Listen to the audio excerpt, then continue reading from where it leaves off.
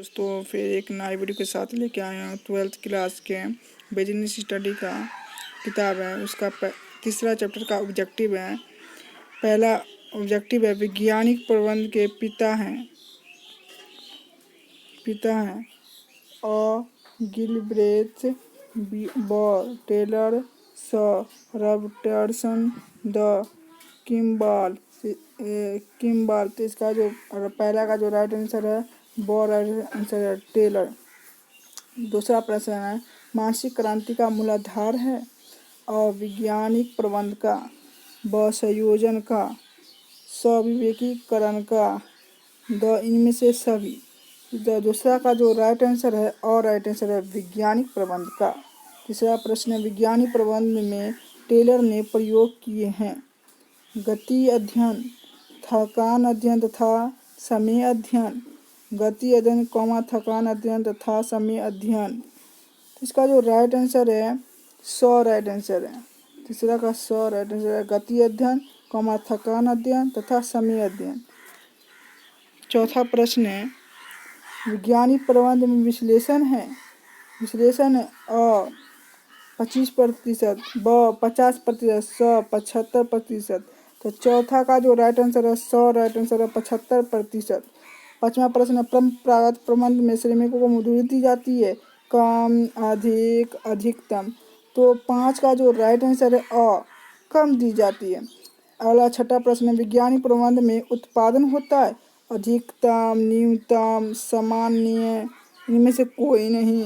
तो चौथा का जो राइट आंसर है और राइट आंसर है अधिकतम राइट आंसर है। वैज्ञानिक प्रबंध से लाभों में होती है वृद्धि, ब कमी, स कोई प्रभाव नहीं। तो इसका जो राइट आंसर है सातवां का जो राइट आंसर है और राइट आंसर है वृद्धि राइट आंसर है। आठवां प्रश्न है वैज्ञानिक प्रबंध में श्रमिकों को लाभ होता है, हानि होता है, कोई प्रभाव नहीं होता है। तो इस 8 का जो राइट आंसर लाभ होता है। नवा प्रश्न है वैज्ञानिक प्रबंध से श्रमिकों के कार्यों के घंटों में होती है वृद्धि, ब कमी, स कोई प्रभाव नहीं। तो नवा का जो राइट आंसर है ब राइट आंसर है कमी। 10 है वैज्ञानिक प्रबंध से उपभोक्ताओं को कोई प्रभाव नहीं, ब शोषण होता है, स लाभ होता है, द हानि होता है। तो 10 का जो राइट आंसर है राइट आंसर है लाभ होता है। 11 प्रश्न वैज्ञानिक प्रबंध के जन्मदाता कौन थे? एच.एस. पर्सन, ब डाइमर, स F.W. टेलर, द चार्ल्स बेबेज। इसका जो राइट आंसर है राइट आंसर है राइट आंसर है। अगला प्रश्न है वैज्ञानिक प्रबंध का कब प्रारंभ हुआ था? 1913, 1832, 1903, 1923। इसका राइट आंसर है 1913। अगला प्रश्न है हेनरी फ्योल के प्रबंध के सिद्धांत 14 राइट आंसर है। और 5 10 14 15। इसका राइट आंसर 14 राइट आंसर है। अगला प्रश्न है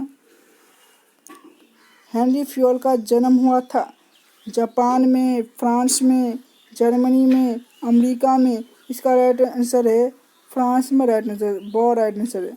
अगला प्रश्न प्रशासनिक प्रबंध के प्रस्तुतकर्ता थे फ्योल, ब टेलर, स टेरी, द इनमें से कोई नहीं। तो इसका जो राइट आंसर है टेलर राइट आंसर है। अगला प्रश्न है प्रबंध के सिद्धांत है गतिशील, लोचशील, सार्वभौमिक, उपयोग सभी राइट आंसर है। अगला प्रश्न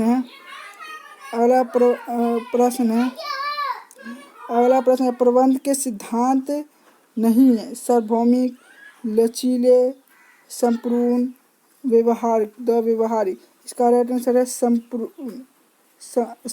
संपूर्ण राइट आंसर है। अगला प्रश्न है एक कार्य के निष्पादन के लिए प्रबंध को सर्वोत्तम रास्ता ढूंढना चाहिए वैज्ञानिक प्रबंध के व्याख्या करता है। तो जूम कर लेते हैं।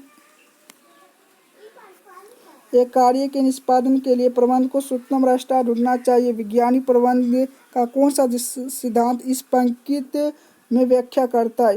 सार्वभौम, लचीले, संपूर्ण, व्यवहारिक। इसका जो राइट आंसर है द राइट आंसर है, व्यवहारिक राइट आंसर। अगला प्रश्न है,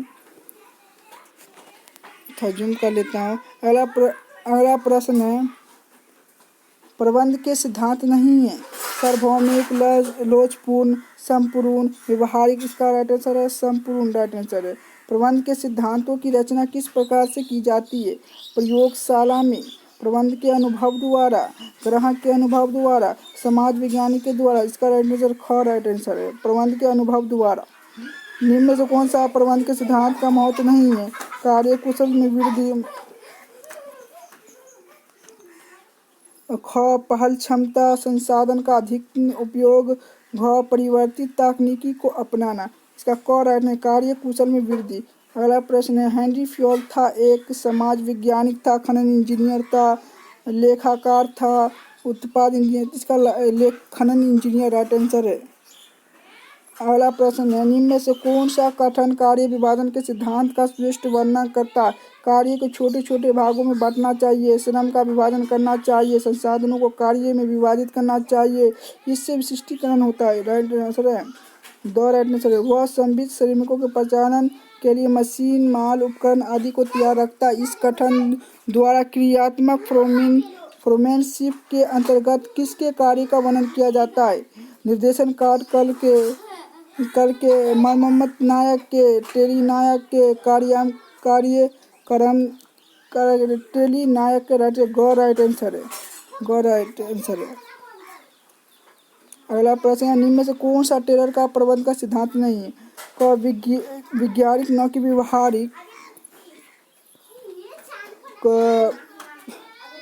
ख कार्यात्मक फोरमैनशिप, अधिकतम न कि सीमित उत्पादन, सहयोग न कि विरोध। इसका ख राइट आंसर है। किसी कार्य को करने के लिए प्रबंध को एक श्रेष्ठ मार्ग ढूंढना चाहिए। वैज्ञानिक प्रबंध की कौन कौन सी तकनीकी को इस वाक्यों में परिभाषित किया? समय अध्ययन, गति अध्ययन, थकान अध्ययन, पद्धति। घ राइट आंसर है। निम्न में से कौन सा कथन सामाजिक क्रांति का भली भांति वर्णन करता है? तो इसका जो इसमें रुझान में परिवर्तन निहित है। प्रबंध एवं श्रमिकों को खेल नहीं खेलना चाहिए। प्रबंध एक कर्मचारी, दोनों को एक ही दूसरे की आवश्यकता होती है। श्रमिकों और अधिक मजदूरी मिलनी चाहिए। इसका जो राइट आंसर है क राइट आंसर है।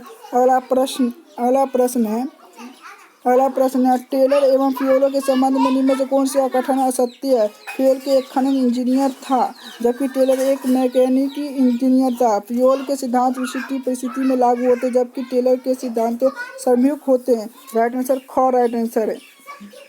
अगला प्रश्न है, बस वीडियो अच्छा लगे लाइक और सब्सक्राइब करें। जय हिंद, जय भारत।